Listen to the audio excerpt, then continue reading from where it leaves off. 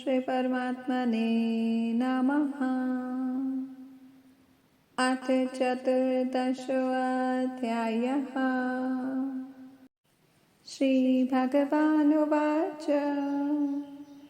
परं भूयः प्रवक्ष्यामि ज्ञानानां ज्ञानमुत्तमं यज्ञात्वा मुनयः सर्वे परां सिद्धिमितो गताः। अर्थात 14वां अध्याय गुणत्रय विभाग योग। श्री भगवान ने कहा, फिर भी ज्ञानों में श्रेष्ठ ज्ञान मैं तुमको कहता हूँ, जिसको जानने से सारे मुनिजन मोक्ष रूप परम सिद्धि को प्राप्त हुए हैं। इस ज्ञान की सहायता से मेरे स्वरूप को प्राप्त हुए लोग सृष्टि के समय जन्मते नहीं और प्रलय काल में कष्ट नहीं पाते।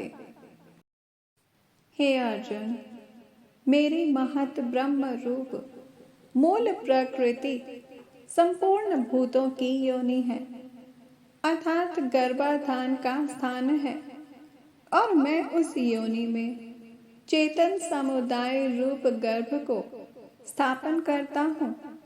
उस जड़ चेतन के संयोग से सब भूतों की उत्पत्ति होती है।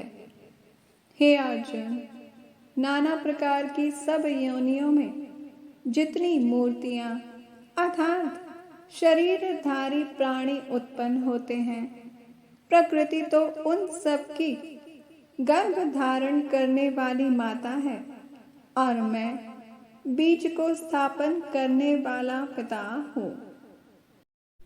हे अर्जुन, सत्वगुण, रजोगुण और तमोगुण, ये प्रकृति से उत्पन्न तीनों गुण अविनाशी जीवात्मा को शरीर में बांधते हैं। हे निष्पाप, इन तीनों गुणों में सत्वगुण तो निर्मल होने के कारण प्रकाश करने वाला और विकार रहित है। वह सुख के संबंध से और ज्ञान के संबंध से अर्थात उसके अभिमान से बांधता है। हे अर्जुन, राग रूप रजोगुण को कामना और आसक्ति से उत्पन्न जान। वह इस जीवात्मा को कर्मों के और उनके फल के संबंध से बांधता है। हे अर्जुन, सब देहाभिमानियों को मोहित करने वाले तमोगुण को अज्ञान से उत्पन्न जान। वह इस जीवात्मा को प्रमाद, आलस्य और निद्रा के द्वारा बांधता है। हे परंतप, सत्वगुण सुख में लगाता है और रजोगुण कर्म में तथा तमोगुण तो ज्ञान को ढककर प्रमाद में भी लगाता है। हे अर्जुन, रजोगुण और तमोगुण को दबाकर सत्वगुण और तमोगुण को दबाकर रजोगुण, वैसे ही सत्वगुण और रजोगुण को दबाकर तमोगुण होता है, अर्थात बढ़ता है। इस मनुष्य देह में इंद्रियों के द्वारा जब ज्ञान का प्रकाश उत्पन्न हो, तब समझिए सत्वगुण की विशेष वृद्धि हुई है। हे कौन्तेय, रजोगुण की वृद्धि में लोभ कर्मों में प्रवृत्ति, कर्मों का आरंभ, अशांति और इच्छा उत्पन्न होती है। हे कुंती नंदन, तमोगुण की प्रबलता में अविवेक, अनुदम्य, प्रमाद और मोह ये सब होते हैं। जब देह को सत्वगुण के उदय में मृत्यु प्राप्त होती है, तो वह ज्ञानियों के प्रकाशमय लोक को पाता है। रजोगुण के उदय से मरकर कर्मों में आसक्त मनुष्य जन्म लेता है, और तमोगुण के उदय में मरा हुआ मूढ़ योनि में जन्म पाता है।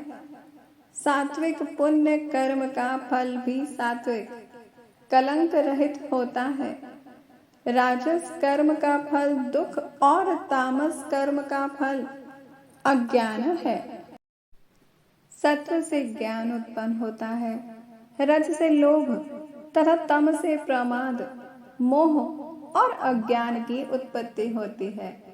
सात्विक पुरुष को उत्तम, राजस को मध्यम और अधम तामसी लोगों को नीच गति प्राप्त होती है।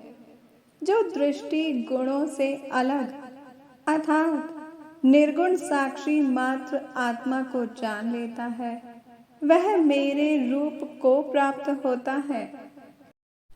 जो देह शरीर में उत्पन्न होने वाले सत्व, रज, तम इन तीनों गुणों को जीत लेता है, वह जन्म, मृत्यु, बुढ़ापा और रोग से छूटकर मुक्ति पाता है। अर्जुन ने पूछा, हे प्रज्ञा, कैसे मालूम हो कि अमुक मनुष्य ने तीनों गुणों को पार कर लिया है? उसका क्या बर्ताव है? किन उपायों से वह तीनों गुणों को त्यागता है? श्री भगवान बोले, हे पांडव श्रेष्ठ, प्रकाश प्रवृत्ति और मोह होने से जो दुखी ना हो और निवृत्ति होने से उनकी इच्छा ना करे, उदासीन मनुष्यों के समान जिसको सब दुख समान है और गुणों के कर्म होते ही रहते हैं, यह जानकर जो निश्चिंत रहता है और कभी विचलित नहीं होता, जो निरंतर आत्मभाव में स्थित, दुख सुख को समान समझने वाला, मिट्टी, पत्थर और स्वर्ण में समान भाव वाला, ज्ञानी, प्रिय तथा अप्रिय को एक सा मानने वाला और अपनी निंदा स्तुति में भी समान भाव वाला है। हे भरत श्रेष्ठ, जो मान और अपमान में सम है, मित्र और वैरी के पक्ष में भी सम है एवं संपूर्ण आरंभों में कर्तापन के अभिमान से रहित है, वह पुरुष गुणातीत कहा जाता है। और जो मनुष्य अव्यभिचारी भक्ति योग के द्वारा मुझको निरंतर भजता है, वह भी इन तीनों गुणों को भली भांति लांघ कर सच्चिदानंद घन ब्रह्म को प्राप्त होने के लिए योग्य बन जाता है। क्योंकि हे पार्थ, उस अविनाशी पर ब्रह्म का और अमृत का तथा नित्य धर्म का और अखंड एक रस आनंद का आश्रय केवल मैं ही हूँ।